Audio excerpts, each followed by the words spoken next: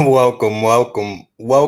I'm trying to open the show without bursting into a huge laugh. Okay, I'm gonna hold on, pause. All right, so welcome everybody. It is Monday, October 5th. We're gonna do the Premier League match week 4 recap. Interesting weekend, as you can tell by the appearance of Bagman in the bottom of the screen. First off, how you doing, Sal? I am ready to party. Let's go. Good news there. We'll get into that one. Do I go by Jay or do I go by Bagman? My name is Bagman. Okay, so we're going to go with Bagman tonight. I got to try to remember that one. I just can't. I can't help but just want to laugh. I'm trying to look away. But anyways, welcome to tonight's podcast. Remember, feel free to like and subscribe if you enjoy the content, or if you just want to keep up with us. We do shows every Monday and Wednesday for those of you that might just be tuning in or whatnot. So let's get right into the mayhem that was the Premier League weekend of match week 4. First score, interesting game. Sal, you had the upset. Sorry to disappoint, but Chelsea takes a 4-0 victory over Crystal Palace. Then the second game, we had Everton beating Brian Hove and Albion 4-2. 2 goals from the boy James Rodriguez and an assist. So beautiful game overall. Then one of the surprises of the weekend, Leeds Man City 1-1 draw. Expected a little bit more from that game, but we'll take the draw. Would you guys agree with that one? Yeah. Bagman nods. So yes. Next game, Newcastle, Burnley. Newcastle wins 2-1. I think the second goal was scored by Wilson. Yes. Okay. And then the second surprise of the weekend, Leicester City versus West Ham United. West Ham with the 3-0 win. Shocked everybody, I believe. Shocked, well, except Jay or Bagman. Bagman. Sorry. Bagman got that one right. Not the score, but the upset. Next game, we had Southampton and West Brom Albion. Southampton 2-0 win. I think we all had a draw on that one. I'm not too sure. And then, Sal, you cursed yourself. You cursed your team. Arsenal still gets the dub, but they do get scored on first. The first goal scored by Sheffield United on your team. Arsenal wins 2-1. Next game, we have Wolverhampton and Fulham. Were you asking a question or you're just rooting? He's agreeing. I think I got that prediction right for Arsenal. Okay, got you. Yes. Wolverhampton, Fulham, 1-0 win by Fulham. By Wolverhampton, excuse me. Next game, Manchester United inviting Mourinho and the Spurs into the Theatre of Dreams. Tottenham takes the win 6-1. Bit of controversy, but also great tactics by Mourinho. We can talk about it later. And the last game, which was the biggest shocker of the weekend, Aston Villa versus Liverpool. Aston Villa with the 7-2 upset. So crazy weekend, right, guys? Beyond crazy. Bagman nods once again. I will narrate as much as I can on the answers of Bagman. So what is the table looking like, good Sir Sal?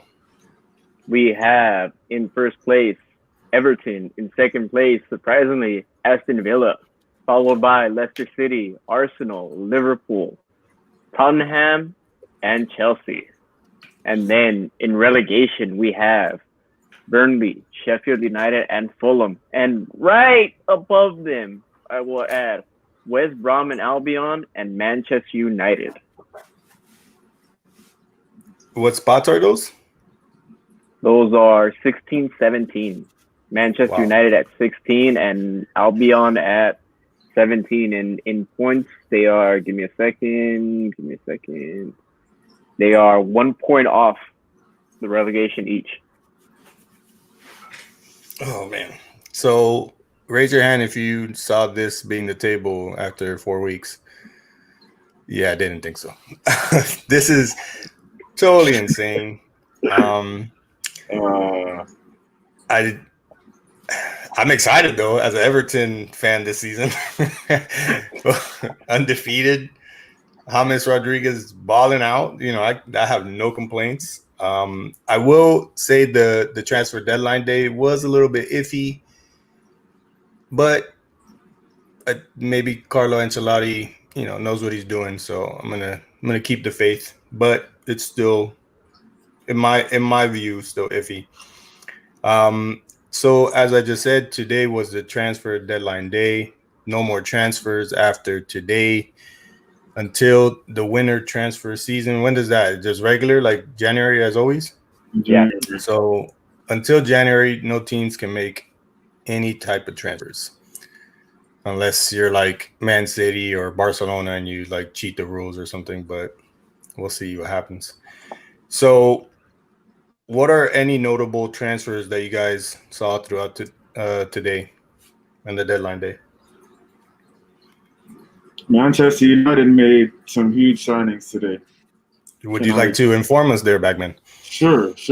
So we signed a megastar winger at attacking Facundo Pellistri. Superstar. The Uruguayan. Yeah, Uruguayan superstar, megastar, going to come right into the first team and change it up. And then we also signed Adam Traore, not Adama Traore, Adam Traore, an Ivory Coast international, another superstar that's ready to come into the first team right now and make a huge impact to help us out. Incredible. Oh, yeah, and then we also signed Edinson Cavani, superstar Uruguayan in his prime right now, ready to bang in goals and take over the top spot. It's incredible. The best Brazilian left back we just signed right now, Alex Telles. He's going to be the next Marcelo or something of a version of that. It's incredible. Man United with a master stroke on transfer day deadline. I'm excited. I highly note the sarcasm and all that, but I will ask you more questions. Of course, some of them being somewhat hypothetical to a certain extent. But yeah, I have my opinions about the signings. But then again, after the not so good start for your season or for Man United season, I can understand. Yes, Al. Wait, did Bagman mention Diallo? Oh, yeah. Oh my God, I almost forgot about how could I forget? The master swoop. Oh man, I'm sorry. I was just so ecstatic about the other signings that I forgot about the whole Diallo thing. The next Messi, apparently. Clearly. So, like I said, we're eating good over here in Manchester. It's all good. We're great. We got rid of Smalling. It's awesome. Delo, that was weird. Andreas Pereira, that's okay. It's Phil Jones going on year 11 at Man United. But it's all part of the plan. It's all part of the plan, man. Woo! 3D chess. 3D chess, right, Jay? Or Bagman? If that's 3D chess, bro, then I've got 4 arms. Well, I'm trying to join into the realm of sarcasm with you. So I guess I failed. There is no room for my pain, sir. Roger that, man. Sal, any noticeable transfers Premier League wise that caught your eye? So I'll give Robin Olsen, who goes from Roma to Everton, goalkeeper, ready to challenge right there for that spot. So Ancelotti now has, I think, a better goalkeeper than what he has. Also going to, let's see, I have him right here. Also going to Everton. Give me a second. Ben Godfrey from Norwich to Everton. So he's essentially traded in the championship for Everton, which is a good thing. Yeah. Again, I mean, Sergio Reguilón, Gareth Bale, of course, James Rodriguez, all those we can kind of say Let's see. What else do I have? Rafinha moves from Rennes to Leeds, which again more attacking prowess for Leeds, and they're just gonna start rolling over again. Just yeah. Let's see. Bagman touched on all the Manchester United ones. I don't need to go through that. Lost his cheek from Chelsea to Fulham on loan. So I don't know how we view that, but again, that's interesting. I mean, if Ross Barkley's any indication, maybe lost his cheek does better at Fulham than he does at Chelsea. So we'll give that one. Theo Walcott goes back to Southampton from Everton. So good on Theo. And Moise Kean goes to PSG on loan as well from Everton. Yes. Oh no. Okay. Yeah. And of course, my favorite, party time, Thomas Partey from Atletico Madrid to Arsenal. Thank you very much. Thank you.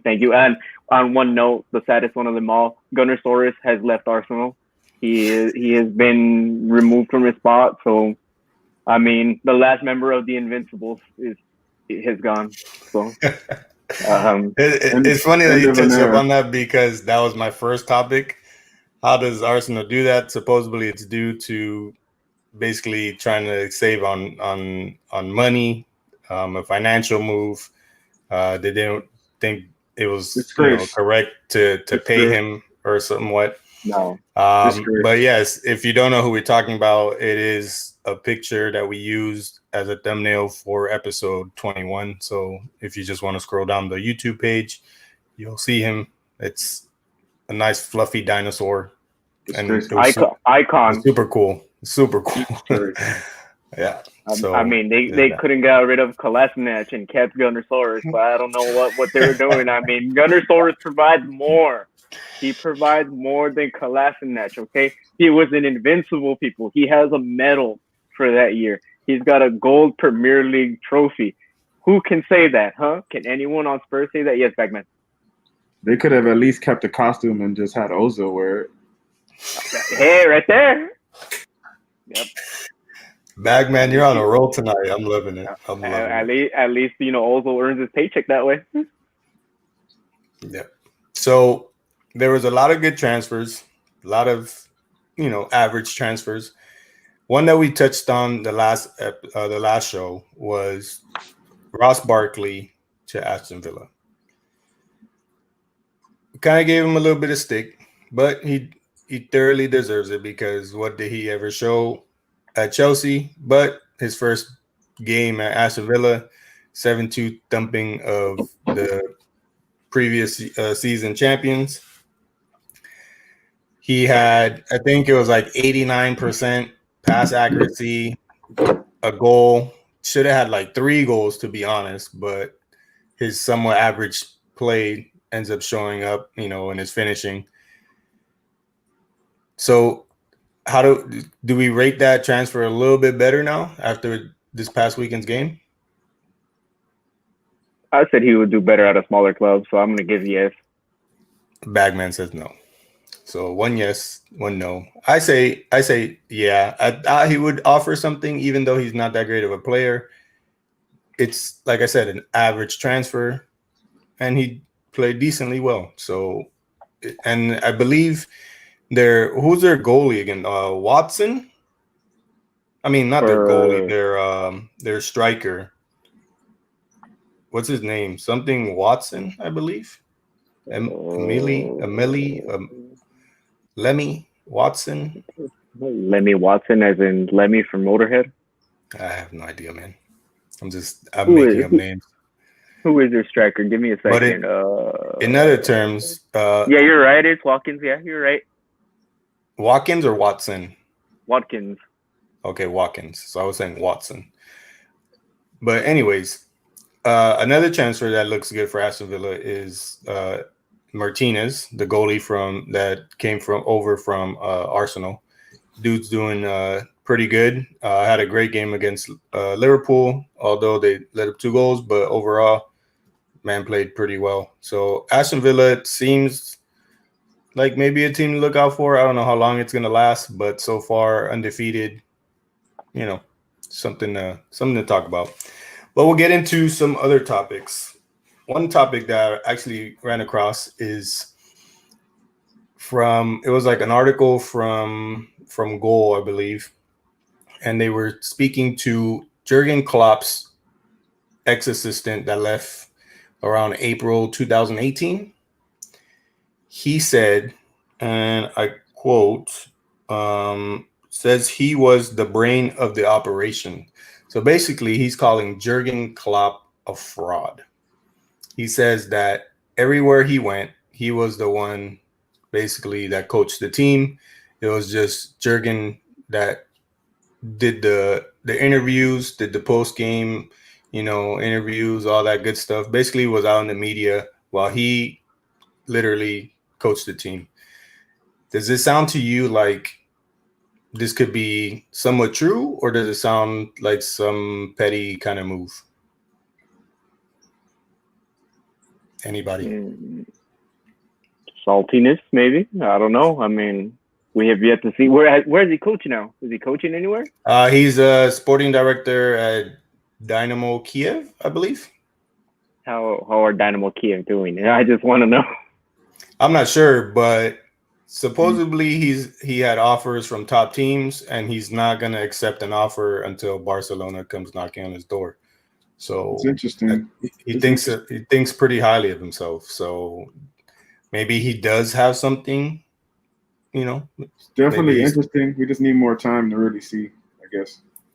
Since 2018, isn't that the season they went in and ended up winning? Because he left in April 2018. So then 18-19, that was the season they won the Champions League, right? Yeah. So I don't know. He gets a new assistant. He ends up winning the Champions League regardless.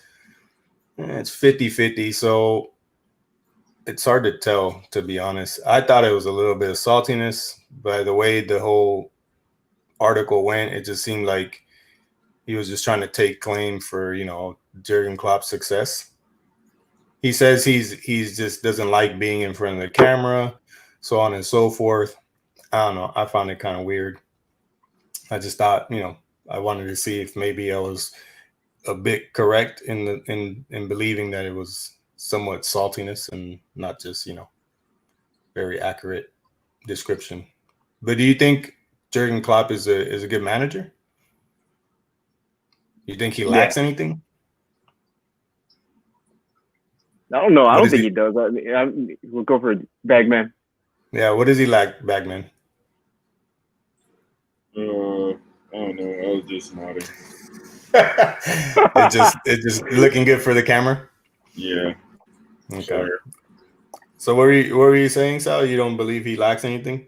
No, I don't think he lacks anything. I think he has the man management. I think, to me, any manager has to have man management. That's the first thing, because you never know what egos are going to walk into your dressing room. So as long as he has the man management, he does great. I mean, tactics overall, we saw on the weekend, tactics can fly right out the window once you get crushed. Yeah. So, I mean, yeah, I feel like the weakness in the Liverpool side though is the long ball, and it keeps popping up every time they struggle. It seems to be a long ball type of play. Teams break, leaves a defense basically in no man's land. Hard for them to catch up. Most of the time, it was just like an attacker going one-on-one against a defender, minus the Adrian mess up with that bad pass to Joe Gomez. But other than that, and then also Aston Villa, we have to point it out, they did get lucky with a lot of deflections. I think 4 of the goals were deflections. Other than that, so Adrian unfortunately had what looks like a bad game, but it's hard to block a goal when you're already going one way and the ball decides to go another way thanks to your own player or what have you. All right, so my next question. So we had a very controversial play in one of the games this weekend.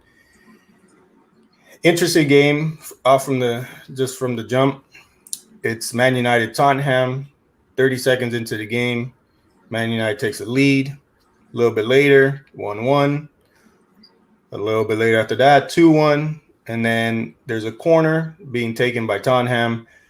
Lamela elbows or seems to elbow Martial. Martial retaliates. Of course, it's always that story. The person that retaliates is the one that gets caught. At the end of the day, Martial gets a red. And we're left here wondering, shouldn't Lamela be, carded as well? Or what's the case? Replays. I guess it turned out that Lamela, was trying to push Martial rather than actually elbowing him in the face. What is your take?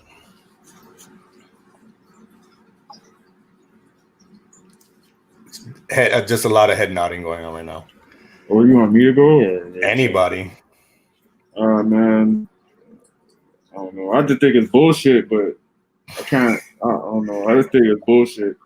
I mean, first of all, like my man, like the elbow comes like from chest to throat, full extension, right? My man goes like this to him in the face, and the dude fucking is paralyzed, and he like lays out on the ground. This is my thing, right? You have replay, right? You have VAR. So that means that at least 4 or 5 people, along with the millions of other people, are watching this take place, right? Yes. So we watch it in slow motion, right? What do you think? First, I'm going to make a couple of points about this, and then I'm never going to get worked up about anything else on the rest of this fucking broadcast. What looked more egregious to you when you look at that replay so down? The elbow out here or the tap on the face? Really quick, please. What did more damage? What did more damage? I would say an elbow to the throat. Yep. Right. Okay, so that's clear. That's number one. And you would agree that all these gentlemen are watching that take place in slow motion as well? Yes, everybody. So everybody's seeing it, right? The millions of people viewing it, the people on the grounds, the fans, right? We're seeing it. Okay. Yes. Yep. So what we're also seeing, right, is the incredible Academy Award winning motherfucking, if it was a song, Grammy nominated, thousands of fucking Emmy awards acting, bro. They're watching it in slow motion. But it's okay for players to act like that. So we see him elbow the dude, right? We see a small retaliation, right? We see him acting like he got killed, right? All in slow motion. What was the call? Red card for Martial. For what? For touching him on the face? Yep. What happened to Lamela? Nothing. Okay, so what the fuck are we talking about? I'll add to it that it took Lamela about like 5 seconds to actually go down to the ground. So it was more so that like, how can I put it? It's like a video game. It's like us when we freeze on this channel, right? It's like all of a sudden we freeze and you can't see us move for some reason, but we're still talking. It's like that. He's just standing there like, oh, what am I supposed to do? Oh yeah, fall on my bitch ass. Like, look at me, I'm dying. Oh, he tapped me on the face. Oh, I can't move. Oh, help me, please, help me. VAR is taking a tea break. They're sipping their little tea, like English mother lovers. Like, fuck y'all. Yeah. It makes no sense though, because in slow motion, both the elbow and the tap to the face look about the same, to be honest. But then again, it's slow motion. But yes, Sal, you're right. After he gets hit in the face, he looks at his hands, and then he's like, "Oh wait," and then he covers his face, and he just drops. It was great. It was great acting. I'm not gonna lie. It was just like Martial's walking off the pitch, and he's waiting to see if it's gonna be rescinded or whatever the heck is gonna happen. Nothing happens. It just stays that way. Game continues. I'm going to say that Mourinho probably chuckled a little bit with that one. It was probably like, thank you, Lamela, because Lamela is just a nuisance, to be honest. Like, he knew what he was doing. It just seemed all planned out, and then it worked in their favor.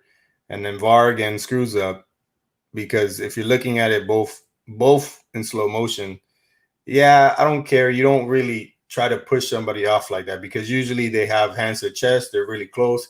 He's throwing an elbow. It really doesn't hit the chest. It just kind of slides up and then just hits him in the throat. But I don't know. I think it should have been 10-10, but that goes on to my next question. If they both get a red card, does that change the outcome of the game? And why not, Bagman? Because United are shit. Gotcha. Do you think it changes the outcome, Sal? I think it does. I mean, it deflated the team for sure. I think it caused United to like start panicking, and we saw that with De Gea trying to do a long pass, or what was the third goal right there? No, the fourth. I think it was it was the third goal. Yeah. Bailly tries to make a pass, doesn't really calculate it well enough, ends up getting deflected. Craziness in a box. I believe Son squares it to Kane, and then that's your third goal. Hey, do you think it would have affected the game differently if it was 2 red cards? Benzie? I still think Tottenham would have won. I don't think it would have been a 6-1 game, though. Okay, I'm glad that both of you are kind of in agreement with that point because I'm going to make my last point and I'm going to let you guys talk about this game because I have to watch my blood pressure. All that you need to know is the captain of Manchester United pulls down his own man as he's trying to clear the ball for a goal. Okay? That's all that needs to be talked about, bro. There's no conversation to be had about what's different, about tactics, about who would have done what if Martial stayed on. The captain is pulling his own man down in the box as he's trying to clear the ball. What are we talking about, bro? I'm done. Yeah. You're right. He rugby tackled him. That's what he did. You said it the other day. The best defender of Manchester United is Eric Bailly. You're totally correct. The first 5 minutes, it was him versus Tottenham. If you were paying attention. I believe right before Martial gets booted out the game, he was the one that basically conceded a corner because he blocked, then blocked, and then blocked. Yeah. Okay. He was all over the box, and at that moment, I was just like, I literally thought about what you said in the last show. I was like, yeah, no joke. Like, he really is the best defender. Like, you don't see that from anybody else. Like, he's aggressive. He's what you need back there. Maguire is, I don't know, that game was super iffy, but it is what it is. Since we're on the topic, I asked the last show, will Ole be on the hot seat? Now there's rumors, Pochettino. My question is, though, he didn't leave Tottenham on a hot streak or anything. It was very, it was more bad play than good football being played right before Pochettino left. Does that worry you, or do you kind of just brush that aside? And with the kind of players you have in Manchester United, you expect something better or different? So all you're gonna do is nod yes. Or what do you want? Dialogue?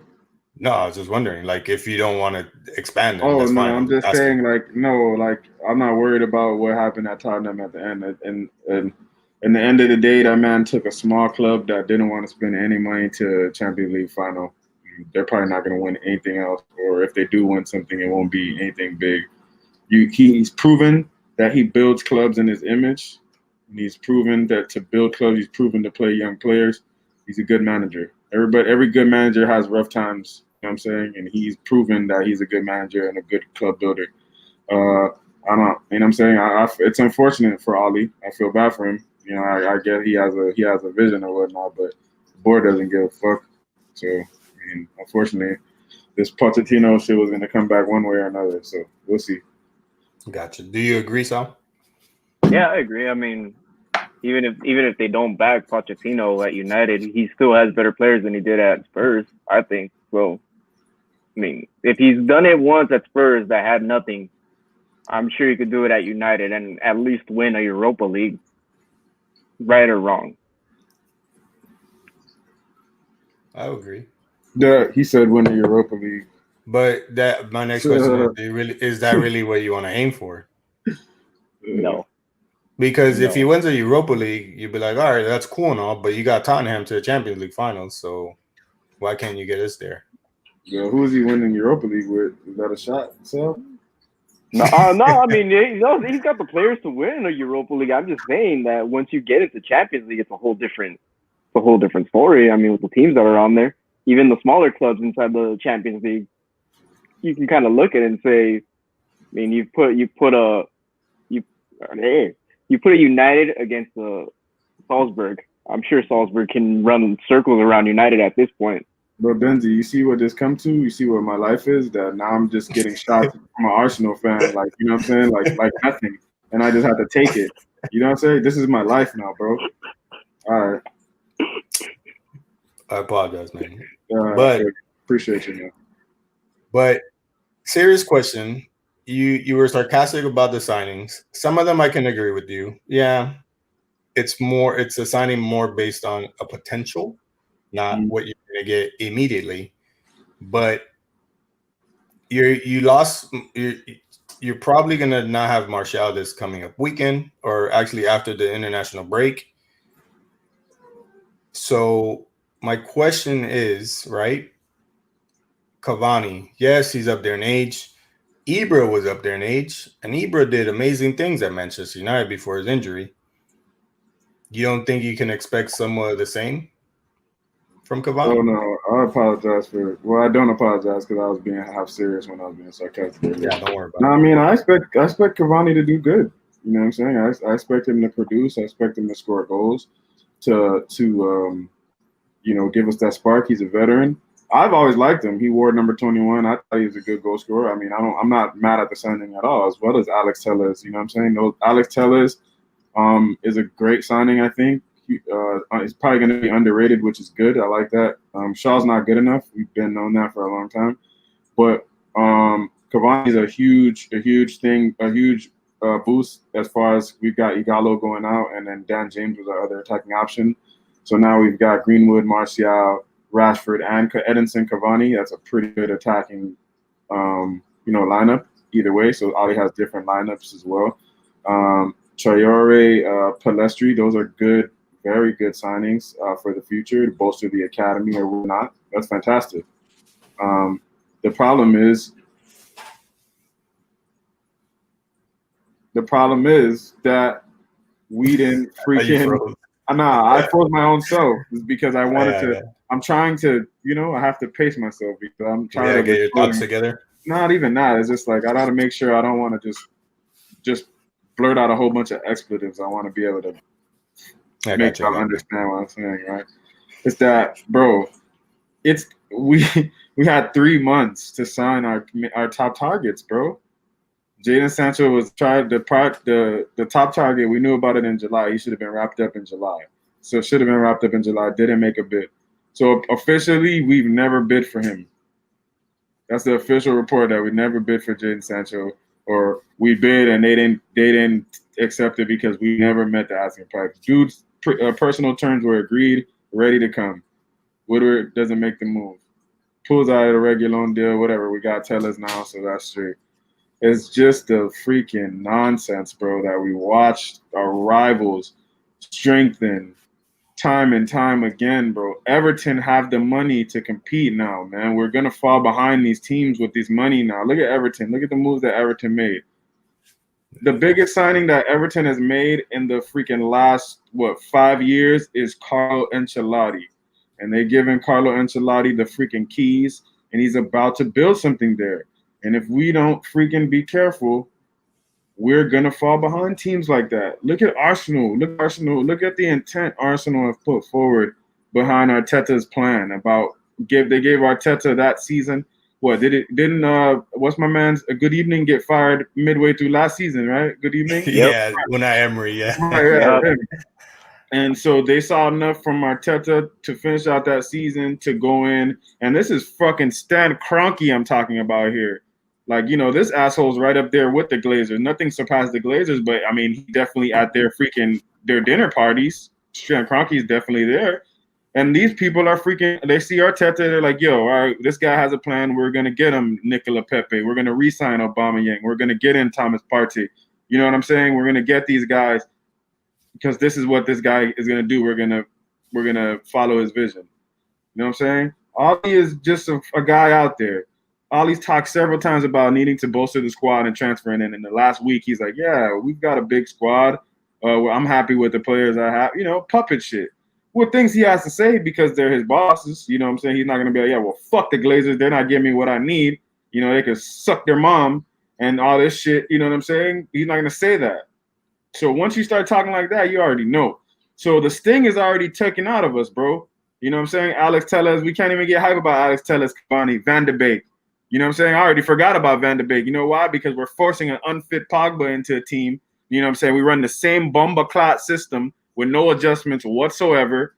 It's just reminiscent of the nonsense that was happening under Mourinho in the end. You know what I'm saying? So it's like now it's just not only are we shit at board level, but the adjustments on the field, like these are limitations that Ollie is having.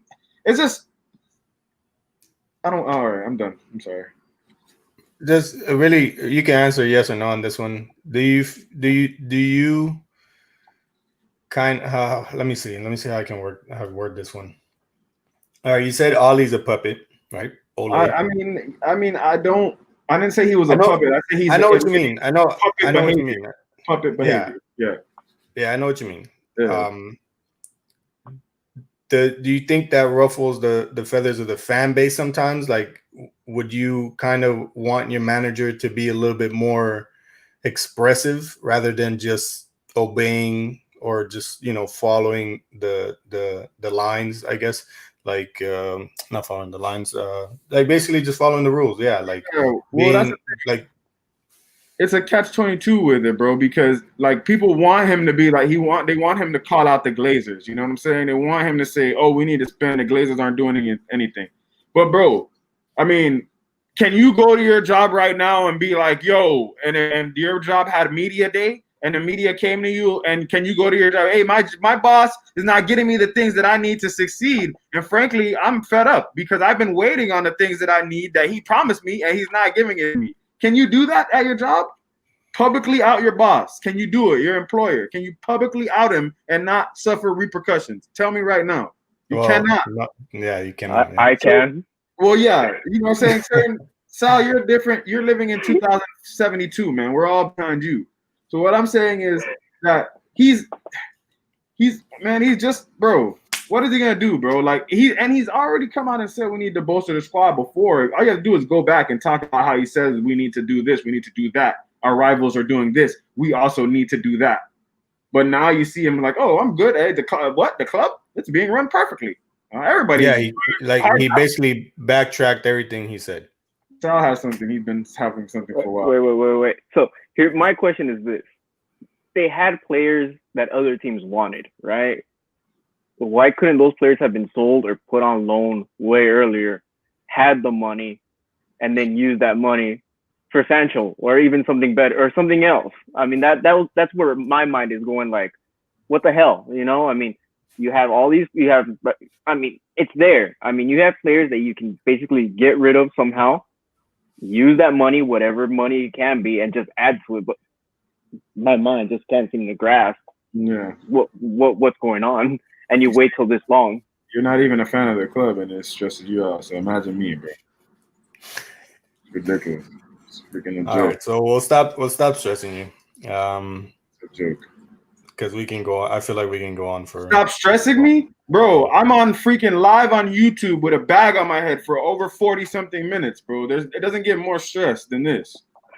But I appreciate your concern. I really do, dog, honestly. But I'm almost. That's all I was trying to be. I can't take this, bro. I probably got 2 more seasons of De Gea looking up and shaking his head, and I don't know how much. Harry Maguire pulled down Luke Shaw when he was trying to clear the ball.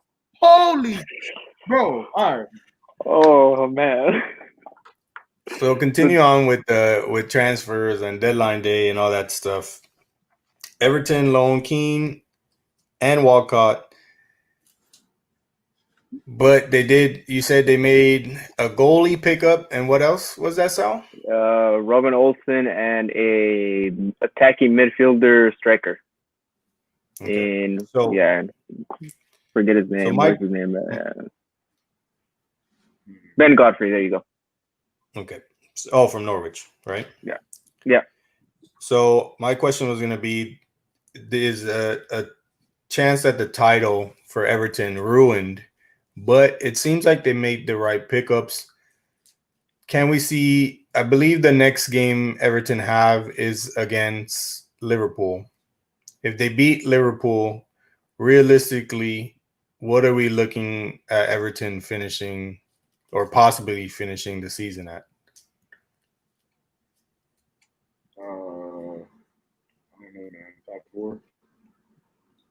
Say again? Top four. Top four. Okay. They're looking top four-ish right now, man. Right now, if I'm early season. So basically, what you're saying is they're gonna have like a little stumble here and there, and just. Oh yeah, I mean the season's long, bro. They're gonna run into some hiccups. We'll see how they come back from that. But right now they're looking very top four-ish. What do you think, Sam? I'm gonna say top six. I mean top four. I think they can, but I'm gonna say it's a big stretch right now. So I'll give them a top six spot. What is the? Okay, they have 12 points. What are the other top six contenders points wise? I know Liverpool's 9. Like right now. Yeah. Villa, Leicester, Arsenal, Liverpool are at 9. Spurs and Chelsea are at 7 with Leeds and Newcastle. All those are at 7. Yeah. Okay. Where the heck is City in all this? City is in 14th place with 4 points. Goodness gracious. All right. So a 3-point advantage on the first 4 after them. And then City, which is a big contender, Man United, another contender, and they're miles away from them. So let's say they beat Liverpool. That's 6 points they have on Liverpool. And then you're really looking at the craziest table in a while because Everton, Aston Villa, Leicester. I don't think we really spoke seriously about Leicester last season, but before that, it was when they won the title. So I don't know, man. I think the spirit of the Blues is, packing a punch this season. Ancelotti's, doing bits. The only downfall I saw is if they don't have the full strength A squad, which is, Yeremina, Keane, Digne, and what's his face on the right, the right back, Coleman. Thank you. Seamus. And then they have the 3 in the midfield, which is Andre Gomes, Decore, and Allen. If that base isn't there, they struggle because even against Brian Hove and Albion, they were missing Allen. Andre Gomes wasn't there. And you saw it was a little bit 50-50 in that first half. They did go into halftime, off a Yeremina goal right at the last tick of the first half. But it seems like that without that base, they struggle. And then I feel like bringing in that goalie like they did to give Pickford some competition is better because we all saw what Pickford did. Stupid mistake. Instead of just punching it or swatting it away out of bounds, he tries to grab it, Mopai with a easy goal. So if you can avoid things like that, and especially avoid things like that against big teams, especially with Tottenham and the way they're playing, Harry Kane and Son look like they're on something else. So I don't know. Calvert-Lewin still scoring. Ham is adding 2 goals. He has the assist. He's bagging goals now. It just seems like, and Richarlison, he played, right? Oh, or he got subbed out, I believe. Subbed early. out. Right? Yeah, he got subbed out early. So yeah, and then if Richarlison gets going and they're all scoring, and you got James assisting, Yeremina can off of set pieces. It's a very good team. I don't see why they can't stay there in first. I feel like they're gonna have a hiccup, but I feel like they'll have enough games to cover that ground up. So I don't know. I see. How many goals do we see Son and Kane having collectively by the end of the season? Son may have more goals than Kane. Kane looks like he's playing assist party right now. He's just a facilitator. Clearly, Mourinho is giving him like a full number 10 type of role where he could just go anywhere. I don't know, maybe 30, 35 between the two of them. I'm going to give him 40, 45. At the rate they're at right now, yeah, I can see that. Yeah. Son had just 1 goal this past weekend? He scored twice. And Kane scored twice. Oh, okay. Yeah. So yeah, very interesting. I don't know. It's been an interesting season to start. I think this is a good spot to end the podcast, unless you guys have any extra bits. No, Bagman. Bagman says no. Sal says no. I'm narrating for both now. Sal is continuing to say no. Do you want to take us away though, Bagman? Oh yeah. Hey guys, content. 2020 Field Talk, guys. Unfortunately, it's always not really a good time when you see me on the show, but I'll try to end it with some enthusiasm. I'm gonna throw a nice alley-oop to my boy Sal. Hopefully Benzi's not on his LeBron today, swatting it. Anyways, the links, all the links for us are in the description. They're below, but follow the Hefe at FieldTalk_Benzi, at Sal Talk Soccer, at FieldTalk _. You can follow us on Instagram at FieldTalk_, and follow us on Twitter at FieldTalkPod. I'm Bagman. We're out of here. Peace, y'all. Oh, we're good now? Oh, we're